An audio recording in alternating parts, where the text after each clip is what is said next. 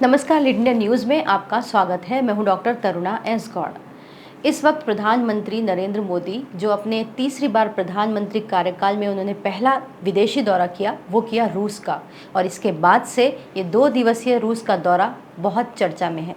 चर्चा इसकी हर एंगल से हो रही है। एक एंगल ये है अंतर्राष्ट्रीय स्तर पर इसका क्या प्रभाव है, और दूसरा एंगल ये है कि भारत का खुद इसके अंदर क्या हित शामिल है। लेकिन इस 2 दिवसीय दौरे ने सबसे ज्यादा चिंता में यूक्रेन और अमेरिका को डाला। यूक्रेन के राष्ट्रपति जेलेंस्की ने इस पर प्रतिक्रिया व्यक्त करते हुए सोशल मीडिया पर पोस्ट किया। उन्होंने कहा कि उन्होंने जब दुनिया के सबसे बड़े लोकतंत्र के प्रधानमंत्री को युद्ध अपराधी से गले मिलते देखा तो उन्हें बड़ी निराशा हुई। ये यूक्रेन की प्रतिक्रिया थी। इसके अलावा अमेरिका ने भी चिंता व्यक्त करते हुए कहा कि उनकी नज़र रहेगी कि इसमें प्रधानमंत्री नरेंद्र मोदी क्या टिप्पणी करते हैं। खैर, दोनों देश अपने अपने एंगल से इस बात को सोचेंगे। अमेरिका ने यहाँ तक कहा कि वो दुनिया के नेताओं से अपील करेंगे कि जब वो इस तरह की यात्रा करते हैं तो वो यूएन चार्टर का भी ध्यान रखें। इस दौरे पर थिंक टैंक रैंड कॉरपोरेशन के इंडो पैसिफिक विशेषज्ञ डेरेक ने भी कहा कि उनको लगता था कि प्रधानमंत्री नरेंद्र मोदी पुतिन के गले नहीं मिलेंगे, लेकिन प्रधानमंत्री नरेंद्र मोदी ने पुतिन को गले लगाकर सबको हैरान भी कर दिया और परेशान भी कर दिया।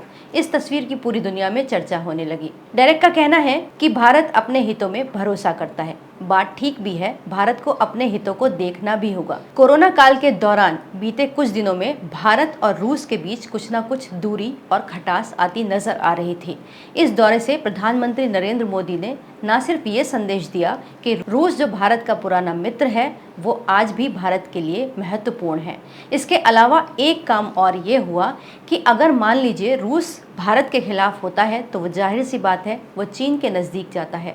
ऐसे में भारत के अगेंस्ट में चीन, पाकिस्तान, ईरान के अलावा रूस भी हो जाएगा। तो ऐसे में भारत अपने पुराने मित्र को क्यों खोना चाहेगा, जबकि भारत की अब इस वक्त शख्सियत ये भी है कि वो कोई भी संदेश दो टूक, चाहे वो रूस को देना हो चाहे वो अमेरिका को देना हो, देकर ही रहता है।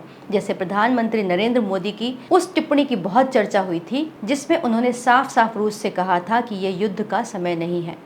इस पूरे दौरे के दौरान सबसे ज्यादा जो चर्चा हुई वो उन भारतीय युवाओं की भी हुई जिन्हें जबरदस्ती रूस की सेना में भर्ती कराया गया। गौरतलब है कि भारतीय युवाओं को ज्यादा सैलरी का लालच देकर कुछ ट्रैवल एजेंट रूस ले गए और वहां उन्होंने उन्हें रूस की सेना में भर्ती कराया। इन 30 से 40 युवाओं में 2 युवाओं की सेना में काम करते हुए मौत भी हुई। ये मामला तब ज्यादा सुर्खियों में आया जब फरवरी में गुजरात और मार्च में तेलंगाना के एक युवक का पार्थिव भारत लौटा। इस मुद्दे पर प्रधानमंत्री नरेंद्र मोदी ने साफ साफ रूस के राष्ट्रपति व्लादिमीर पुतिन से कहा कि इस तरह के जो युवा रूस की सेना में भर्ती किए गए हैं उनकी वापसी की जाए, उनकी सेना में बर्खास्तगी की जाए। इस पर रूस का आश्वासन उन्होंने लिया है।